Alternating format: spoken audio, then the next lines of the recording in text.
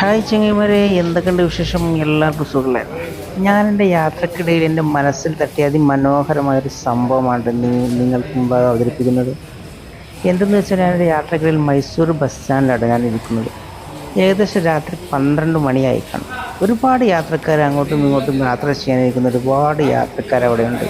ആ സമയത്ത് ഒരു ഒരു 5-6 ചെറുപ്പക്കാരുള്ള പാത്രത്തിൽ, രണ്ടുപേരുടെ കയ്യിൽ പാത്രത്തിൽ ഭക്ഷണവുമായിട്ട് വന്നിട്ട് വാഴയിലയിൽ അവർക്ക് എല്ലാവർക്കും ഇങ്ങനെ വേണ്ടവർക്ക് എല്ലാവർക്കും ഇങ്ങനെ വിളമ്പി കൊടുക്കുകയാണ്. അതുകൊണ്ട് ശരിക്കും അന്തം വിട്ടു പോയി. കാരണം നമ്മുടെ നാട്ടിൽ നിന്നല്ല, ഇത് മൈസൂർ ടൗണിലാണുള്ളത്.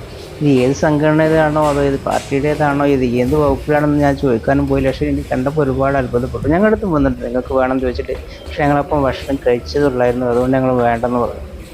ഒരുപാട് യാത്രക്കാരായാലും മറ്റുള്ള അവിടെ ഭിക്ഷയാചിക്കുന്ന ഇങ്ങനത്തെ പല ആളുകളും, ഒരുപാട് ആളുകൾ അവിടെ നിൽക്കുന്ന സമയത്താണ് ഈ വന്ന് ഇവർക്കെല്ലാം ഭക്ഷണം കൊടുക്കുന്നത്. വളരെ നല്ലൊരു കാഴ്ചയായിട്ട് കാണാൻ പറ്റും.